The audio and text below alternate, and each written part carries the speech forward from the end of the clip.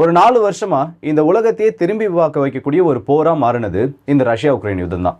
3 வருஷம் தாண்டி இப்போ 4வது வருஷத்துல இந்த யுத்தமானது போயிட்டு இருக்கு. இது எப்போ முடியும்னு ஏகப்பட்ட கேள்விகள் எல்லாருக்குள்ளேயும் இருந்திருக்கப்போ ரஷ்ய அதிபர் விளாடிமிர் புதின் சமீபத்தில் ஒரு அறிவிப்பை வெளியிட்டிருந்தாரு. நாங்க அமைதிக்கு தயாரா இருக்கோம், எந்த ஒரு கண்டிஷனும் இல்லாமல் அமைதி பேச்சுவார்த்தைகளை தொடங்குறதுக்கு நாங்கள் தயாராக இருக்கோன்னு ஒரு அறிவிப்பை கொடுத்துருந்தாரு. ஸோ ரஷ்யா கிட்டேருந்து இந்த மாதிரி ஒரு சைன் வந்திருக்கிறது, இல்லை அவங்க கிட்டேருந்து ஒரு அனௌன்ஸ்மெண்ட் இந்த மாதிரி வந்திருக்கிறது ரொம்பவே ஒரு பாசிட்டிவான சைன். கூடிய சீக்கிரத்தில் இந்த யுத்தம் முடியறதுக்கான ஒரு வாய்ப்பு இருக்குது. ஆனால் இதை முடிகிறத உலகத்தில் இருக்கக்கூடிய சில நாடுகள் விரும்ப மாட்டாங்க. குறிப்பாக சொல்லணும்னா வெஸ்டர்ன் பார்ட்னர்ஸ்.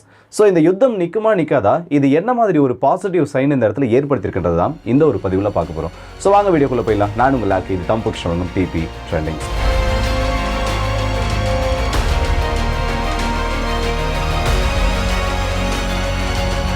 இந்த ரஷ்யா உக்ரைனோட காரணகர்த்தா இல்லை இந்த ரஷ்யா உக்ரைன் நடக்கிறதுக்கான அந்த காரணம் எல்லாம் என்னன்றது நம்ம எல்லாருக்கும் தெரியும். தெரியாதவங்களுக்காக சொல்கிறேன், நேட்டோன்னு சொல்லக்கூடிய அந்த ஒரு அமைப்பு தான். தேவையில்லாமல் உக்ரைனுக்கு இந்த இடத்துல நேட்டோவில் சேர்றதுக்கான ஒரு ஆசையை காமிச்சாங்க. இல்லை, இது வந்து நேட்டோவால் மட்டுமே வந்தது கிடையாது. ரஷ்யா கிட்டேருந்து உக்ரைனை பிரிக்கணுன்றதுக்காக 2014 ஏற்படுத்தப்பட்ட ஒரு யுத்தம் தான் இது. ஒரு 8 வருஷமாக அமைதியாக நடந்துட்டு ஷேடோ வாராக நடந்துட்டு இருந்தது. 2022 ஒரு முழு நேர போரா மாறிச்சு. ஆனால் ரஷ்யா இன்னும் அதை ஸ்பெஷல் மிலிட்ரி ஆப்ரேஷன் தான் சொல்லிட்டு இருக்காங்க. ஸோ இந்த ஸ்பெஷல் மிலிட்ரி ஆப்ரேஷன் ரஷ்யாவோட பாயிண்ட் ஆஃப் வியூலே பார்த்தோன்னா இது அவங்கள பொறுத்த வரைக்கும் ஒரு முழு நேர போர் கிடையாது. 2022 இந்த யுத்தமானது ஆரம்பித்தப்போ வெறும் ஒரு சில நாட்கள்லேயே இந்த யுத்தம் நிற்கிறதுக்கான அந்த பாசிட்டிவான ஒரு அப்ரோச்ன்றது ரஷ்யா கிட்ட இருந்துச்சு. என்னப்பா இப்படி போய் சொல்லிட்டு இருக்க, ரஷ்யா பாசிட்டிவ் அப்ரோச்சை காமிச்சாங்களா? அப்படி என்னத்தை காமிச்சாங்க, நீ எதுக்கு இந்த இடத்துல ரஷ்யாவுக்கு சப்போர்ட்டாக பேசிட்டு இருக்கேன்னு யாருக்காச்சும் ஒரு தாட் வரலாம். ஆனால் அது உண்மை கிடையாது. ரஷ்யா உண்மையிலேயே அந்த இடத்துல இந்த யுத்தத்தை நிறுத்துறதுக்கான ஒரு அப்ரோச்ன்றதை மேக் பண்ணாங்க. 2022 இஸ்தான்புல்ல துருக்கியோட தலைநகரத்தில் வச்சு நடத்தப்பட்ட அந்த பேச்சுவார்த்தையில் ஆல்மோஸ்ட் இந்த ரஷ்யா உக்ரைன் போர் அப்போவே முடியறதுக்கான ஒரு சான்ஸ் ஆனது இருந்துச்சு. தலைநகரை நோக்கி ரஷ்ய படைகள் வரைஞ்சிட்டு இருந்தப்போ இல்லை தேவையில்லை, இப்போதைக்கு நம்ம இதை ஹால்ட் பண்ணிக்கலாம், கூடிய சீக்கிரத்தில் பேச்சுவார்த்தையின் மூலமா இதை நிறுத்திக்கலாம்னு சொல்லிட்டு உக்ரைனை ரஷ்யா கிட்ட பேச வச்சு அந்த இடத்துல ஒரு நம்பகத்தன்மை ஏற்படுத்தி முதுகுல குத்துனது, ரஷ்யாவோட முதுகுல குத்துனது இந்த இடத்துல அப்போதைய யூகே, அதோட பிரதமர் போரிஸ் ஜான்சன் தான். ஸோ ஆரம்பத்தில் இந்த மாதிரி ரஷ்யா உக்ரைன் போய் நிற்கிறதுக்கு சான்சஸ் இருந்தாலும் அது இந்த வெஸ்டர்ன் பார்ட்னர்ஸ் கொஞ்சம் கூட விரும்பல. இதுக்கப்புறமா ஏகப்பட்ட சிக்கல்கள் இந்த ரஷ்யா உக்ரைன் போரில் நடந்துச்சு. அடிக்கடி பார்த்தோன்னா ரஷ்யாவோட அதிபர் ஒரே ஒரு வார்த்தையை சொல்லுவார், இதுக்கப்புறம் எந்த ஒரு வெஸ்டர்ன் கண்ட்ரிஸோட தலைவரையுமே எங்களால் நம்ப முடியாது. ஏன்னா ஆரம்பத்திலிருந்து அவங்க ரஷ்யாவுக்கு பண்ணதெல்லாம் இந்த மாதிரி ஏமாத்து வேலையை தான் பண்ணியிருக்காங்கன்னு ஒரு லிஸ்ட் ஆஃப் ஈவெண்ட்ஸை கொடுத்துருப்பாரு. ஸோ இப்போ திரும்பவும் இந்த மாதிரி ஒரு பேச்சுவார்த்தைக்கு புதின் வர்றதுக்கு என்னதான் காரணம்? ஒன்று, ரஷ்யா சைடு ஏகப்பட்ட டேமேஜ்ன்றது ஏற்பட்டிருக்கணும். அப்படி இல்லையா, எந்த ஒரு காரணத்துக்காக உக்ரைனுக்குள்ளே போனாங்களோ அதை அச்சீவ் பண்ணியிருக்கணும். ஸோ இது ரெண்டுத்தில் என்ன காரணங்கள் இருக்குன்றதை இப்போ நம்ம கொஞ்சம் தெளிவாக பார்ப்போம். ரஷ்யாவுக்கு இதில் வெற்றி என்ன? ரஷ்யாவோட முக்கியமான காரணம் என்ன? இந்த போரை நடத்துறதுக்கு நிலப்பரப்பை ஆக்கிரமிக்கணுமா? இல்லை உக்ரைனை மொத்தமாக பிடிக்கணுமா? இல்லை ஜெலன்ஸ்கியை கொல்லணுமா? இல்லை. அவங்களோட ரெக்வஸ்ட், அதாவது அவங்க வந்து அந்த ஒரு டோன் எப்படி சொல்கிறது, இதை வந்து ஆர்டராக கூட சொல்ல, அவங்க வெஸ்டர்ன் கண்ட்ரிஸ்க்கு வச்ச ஒரே ஒரு ரெக்வஸ்ட் என்னன்னா, உக்ரைனை நியூட்ரல் ஸ்டாண்டில் விடுங்க, உக்ரைனுக்கு நேட்டோ மெம்பர்ஷிப் கொடுக்காதீங்க. அவங்க எக்கானமிக்கலாக வளரணும்னு நினைக்கிறாங்களா, அவங்களுக்கு EU மெம்பர்ஷிப், ஐரோப்பிய ஒன்றியத்தில் அவங்கள ஒரு உறுப்பு நாடாக சேர்த்துக்கோங்க. ஆனால் நேட்டோவை எக்காரணத்தை கொண்டு உக்ரைனுக்குள்ளே அனுமதிக்க மாட்டோம், உக்ரைனுக்குள்ளே நேட்டோவோட ஆயுதங்கள் வரக்கூடாதுன்றது மட்டும்தான் ரஷ்யாவோட ஒரு பெரிய ரெக்வஸ்ட்டாக இருந்துச்சு. இந்த லைனை நான் அண்டர்லைன் பண்ணி சொல்கிறேன், ரெக்வஸ்ட்டாக தான் ரஷ்யா வச்சுருந்தாங்க. ஆனால் இது எதையுமே உக்ரைன் கேட்கல. அப்புறம் என்ன விதமான அப்ஜெக்டிவ்ஸ் இந்த இடத்துல ரஷ்யாவில் நிறைவேற்றப்பட்டிருக்கும்? ஏகப்பட்ட லாஸ் ரஷ்யன் சைடில் ஏற்பட்டிருக்கதா சொல்லியிருக்காங்களே. அப்போ புதின் வந்து லாஸ்க்காக மட்டும்தான் இந்த இடத்துல ரஷ்யா உக்ரைன் போரில் சீஸ்ஃபயருக்கு வரானா? வார் ஃபேட்டிக்னு ஒன்று இருக்குது. இது நம்ம வந்து பார்க்குறவங்களுக்கே ஒரு பெரிய வந்து எப்படி சொல்கிறது, தொடர்ந்து வந்து ஒரே விஷயத்தை ஃபோக்கஸ் பண்ணி அதே விஷயத்தை சொல்லிட்டு இருந்தோன்னா என்னடா இது ரொம்ப நாளாக இழுத்துட்டு இருக்கேன்ற மாதிரி அது நார்மலைஸ் ஆகிடும். இது சோல்ஜர்ஸ்க்கு ஒரு பெரிய சைக்காலஜிக்கல் இம்பாக்ட்ன்றதை ஏற்படுத்தும். அதே மாதிரி தான் ரஷ்ய வீரர்களுக்கும். இந்த இடத்துல ரஷ்யா என்னதான் வந்து இந்த 4 பகுதிகளை ஆக்குப்பை பண்ணுறதுக்கு அதிகமான விலையை கொடுக்கறதா சொல்லியிருந்தாலும் ரஷ்யாவுக்கு அந்த இடத்துல அதிகப்படியான ஆக்சஸ்ன்றது கிடச்சிருக்கு. மெயினாக இந்த யுத்தம் தொடங்கினதுன்றதே டான்பாஸ் பகுதியில் வச்சு தான். டொனஸ்க் அண்ட் லுகான்ஸ்க் பகுதி சேர்ந்தது, அந்த 2 மாகாணங்கள் சேர்ந்தது தான் டான்பாஸ்னு சொல்லுவாங்க. இந்த டான்பாஸில் 94% அதிகமான பகுதி இப்போ ரஷ்யாவோட கண்ட்ரோலுக்கு வந்துருச்சு. இப்போ ரஷ்ய படைகள் அந்த ஒட்டுமொத்த ஃபைட்டிங்கை ஹால்ட் பண்ணாலும் எத்தனை ரஷ்யன்ஸ்க்கு எந்த இடத்துல பிரச்சனை ஏற்படுதோ அதை ரஷ்யா இப்போ சால்வ் பண்ணிட்டாங்க. அது ரஷ்யாவோட ஒரு ஒருங்கிணைந்த பகுதியாக மாறிடுச்சு. ரெண்டாவது, கிரீமியாவை அவங்க 2014 எடுத்ததுனால அமெரிக்காவோட பிரசன்ஸ்ன்றதோ இல்லை நாட்டோவோட பிரசன்ஸ்ன்றதோ கருங்கடலுக்குள்ள அதிகமாக வருது. இந்த இடத்துல துருக்கி மட்டும்தான் கருங்கடலை ஆக்சஸ் பண்ணக்கூடிய ஒரு முக்கியமான நாட்டோ நாடு.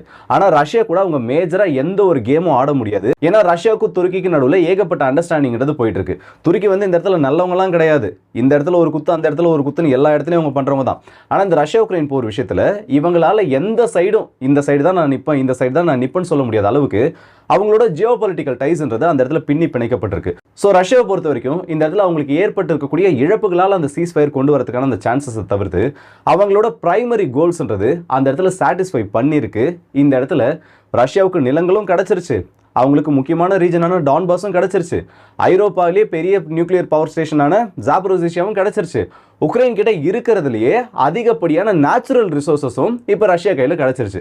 இந்த யுத்தத்துக்கு ரஷ்யா செலவு பண்ணதை விட 100% லாபத்தை அவங்களால எடுக்க முடியும். அப்படின்னா ரஷ்யாவுக்கு இது ஒரு பெரிய வெற்றியா, ரஷ்யாவுக்கு இழப்புகளே எதுவும் இல்லையானா அதுக்கு என்னால் ஆமான்னு பதில் சொல்ல முடியும். ஆனால் அந்த ஒரு பொய்யை நான் சொல்ல மாட்டேன். ரஷ்யாவுக்கு இதில் லாஸஸ் அதிகமாக ஏற்பட்டிருக்கு. மெயினாக சொல்லணும்னா மேன் பவர் லாஸ்.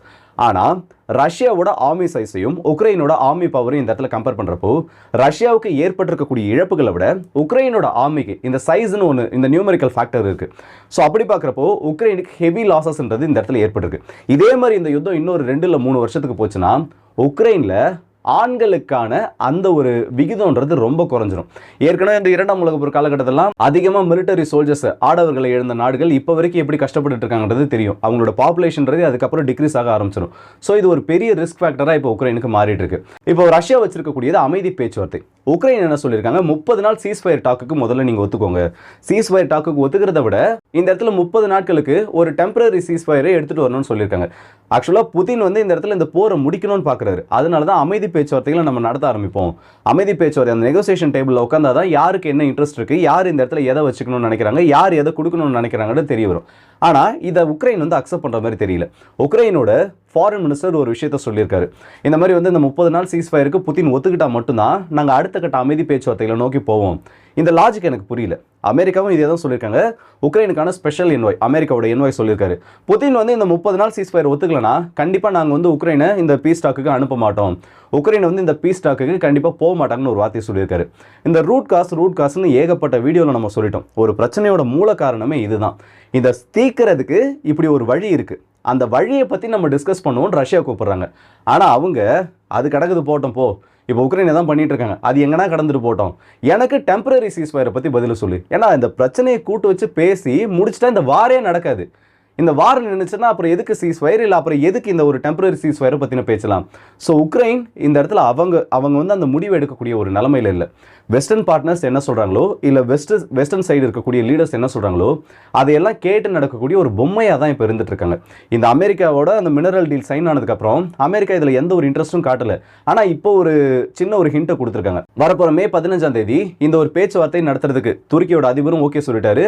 15ஆம் தேதி நான் இந்த பீஸ் டாக்ஸை நெகோஷியேட் பண்ணுறதுக்கு நான் வந்து ஒரு நடுவில் நின்று நடத்துறதுக்கு தயார்னு சொல்லிட்டு அன்னைக்கு அதே துருக்கியில் வச்சு நாட்டோவோட மினிஸ்டர்ஸ் மீட்டிங், இன்ஃபார்மல் மீட்டிங்கிறது ஒன்று நடக்க போகுது. ஸோ இன்டைரக்டாக நாட்டோவும் இந்த ஒரு பீஸ் டாக்ஸில் கலந்துக்கிறதுக்கான சான்சஸும் இந்த இடத்துல இருக்குது.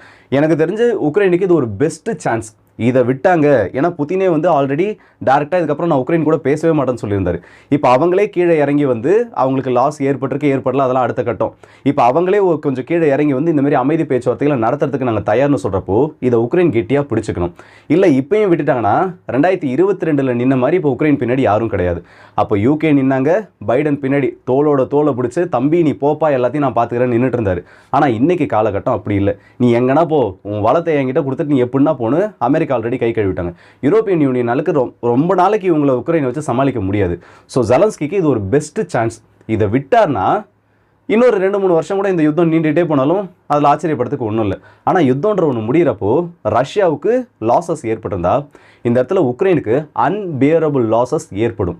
இதில் எந்த ஒரு சந்தேகமும் வேணாம். ஸோ கூடிய சீக்கிரத்தில் இந்த யுத்தம் சம்மந்தப்பட்ட ஒரு பாசிட்டிவ் அப்ரோச் இந்த இடத்துல ஏற்படும்ன்றது நம்மளோட ஒரு நம்பிக்கையாக இருக்குது. அண்ட் இந்த வீடியோ பற்றி நம்மளோட கருத்துல கமெண்ட் செக்ஷனில் சொல்லுங்கள். ஏற்கனவே வந்து மினிஸ்கில் நடந்த ஏகப்பட்ட அக்ரிமெண்ட்ஸ் ரஷ்யாவை இது வரைக்கும் ஏமாற்றி தான் இருக்காங்க. இப்போ ஒருவேளை இந்த ஒரு பீஸ் டாக்ஸ்ன்றதும் அதே மாதிரி நடந்துடாதுன்றது, நடக்கக்கூடாதுன்றது என்னோட ஒரு தனிப்பட்ட விருப்பம். உங்களுக்கு இதில் என்ன தோணுதுன்றதை நீங்கள் மறக்காமல் கமெண்ட்ஸில் சொல்லலாம். ஸோ அடுத்த வீடியோ இப்போ அது ஒரு உங்கள் எல்லாருக்கே